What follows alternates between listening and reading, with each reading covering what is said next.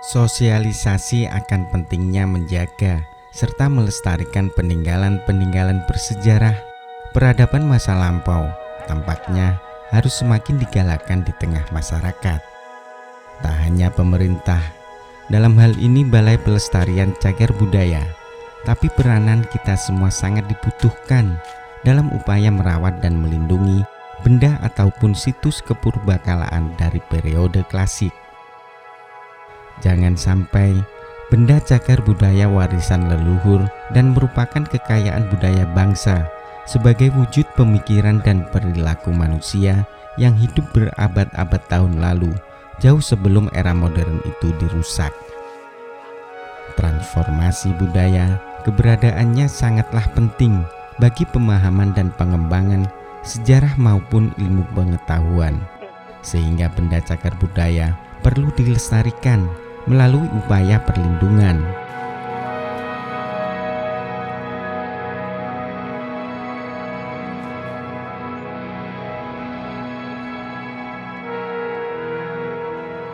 Salah satu contoh dari upaya pelestarian peninggalan purbakala yakni dengan digelarnya ekskavasi situs Kumitir oleh Balai Pelestarian Cagar Budaya BPCB Jawa Timur di area persawahan Dusun Bendo, Desa Kumitir, Kecamatan Jatirejo, Kabupaten Mojokerto. Namun siapa sangka situs purbakala yang ditandai adanya dinding penguat tanah berbentuk persegi itu ditemukan sebelum dilakukannya penggalian di tempat yang mengandung benda purbakala. Bahkan jauh sebelum ekskavasi tahap pertama Oktober 2019.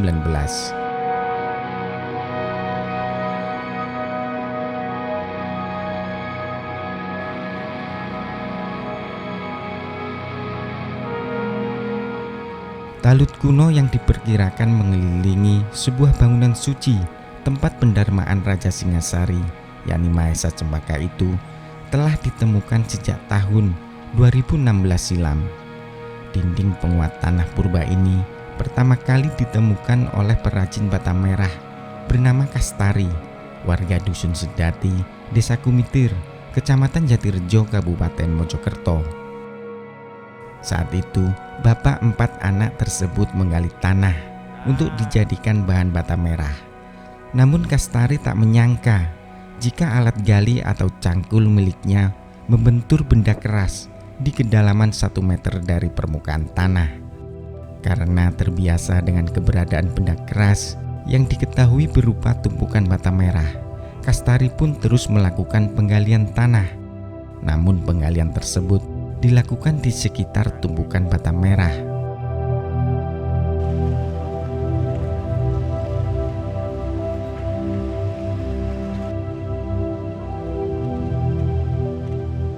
Semula kakek 60 tahun ini berniat untuk membongkar tumpukan bata merah yang ditemukan agar tak mengganggu aktivitasnya.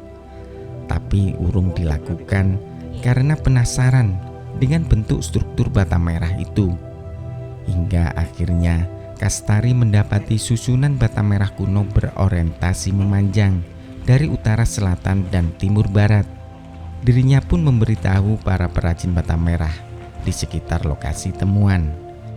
Mereka secara bersama-sama melakukan penggalian tanah yang menimbun struktur bata merah kuno tersebut dan berhasil menampakkan profil permukaannya dengan jelas. Ya pakai batu bata itu.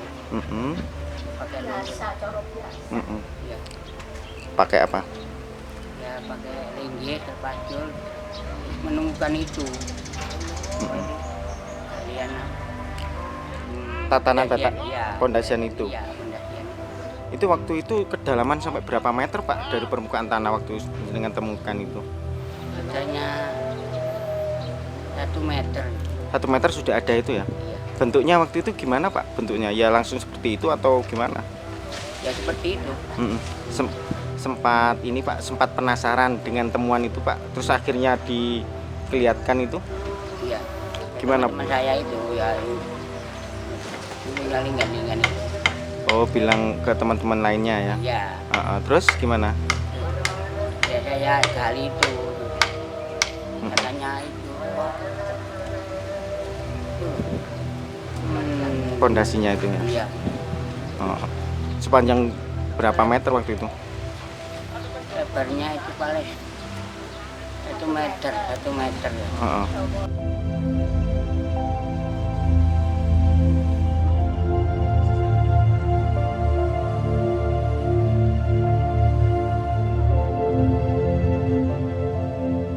Berdasarkan dimensi ukuran bata merah yang jauh lebih besar jika dibandingkan dengan bata merah buatannya, Kastari menduga jika temuannya itu merupakan benda peninggalan purbakala. Meski telah nampak jelas, namun kakek 60 tahun tersebut tak berani melaporkan temuan benda cagar budaya itu ke pihak desa ataupun ke Balai Pelestarian Cagar Budaya BPCB Jawa Timur di Trowulan. Kastari mengaku takut berurusan dengan hukum setelah melaporkan temuannya. Selain itu, dirinya khawatir akan kehilangan mata pencaharian yang selama ini jadi penopang hidup sebagai perajin bata merah.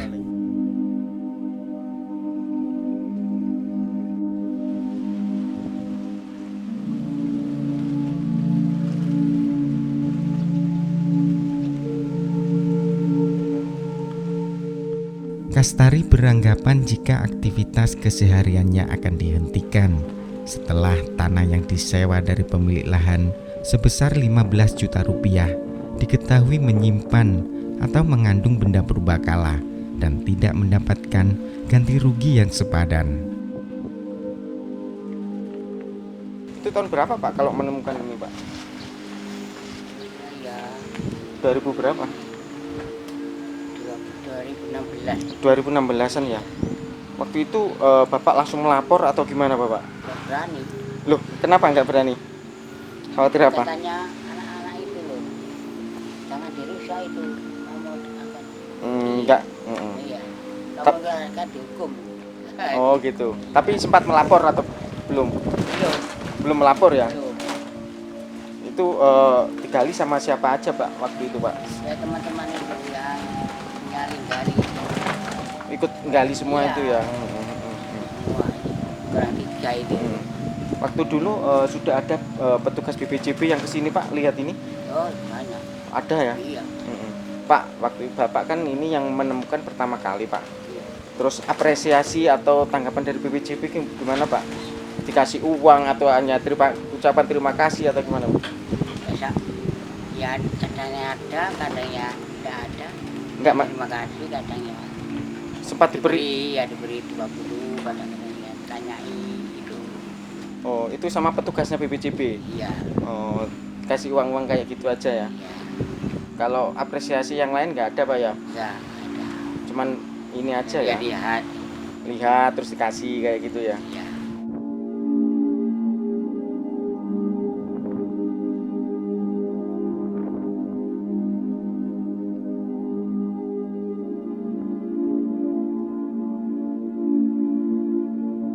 Karena telah beredar luas di kalangan para perajin bata merah dan warga desa lainnya, kabar temuan struktur bata merah itu pun sampai ke BPCB Jatim yang langsung mendatangi dan menemui Kastari. Meski tidak menghentikan aktivitasnya, namun petugas BPCB Jatim meminta Kastari tak merusak struktur bata merah yang belakangan diketahui sebagai bentangan talut sisi timur dan sudut timur laut situs Kumitir, yakni pertemuan sisi timur dan sisi utara.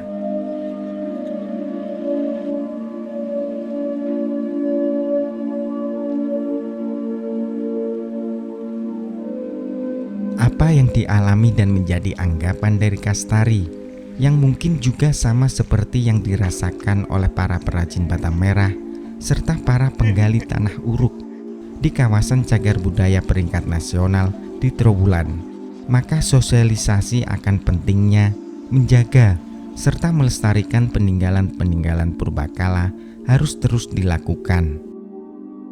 Pemahaman bagaimana selayaknya cara menangani dan memperlakukan sekaligus menjaga benda cagar budaya agar tetap lestari harus tersampaikan dengan jelas di tengah masyarakat, sesuai Undang-Undang Nomor 11 Tahun 2010 tentang cagar budaya. Sehingga temuan-temuan peninggalan purbakala tidak menjadi momok tersendiri bagi para perajin bata merah ataupun para penggali tanah uruk tradisional. Mereka segera bisa melapor tanpa adanya rasa takut serta kekhawatiran akan hilangnya mata pencaharian yang sudah dilakukannya sejak puluhan tahun lalu hingga turun-temurun sampai saat ini.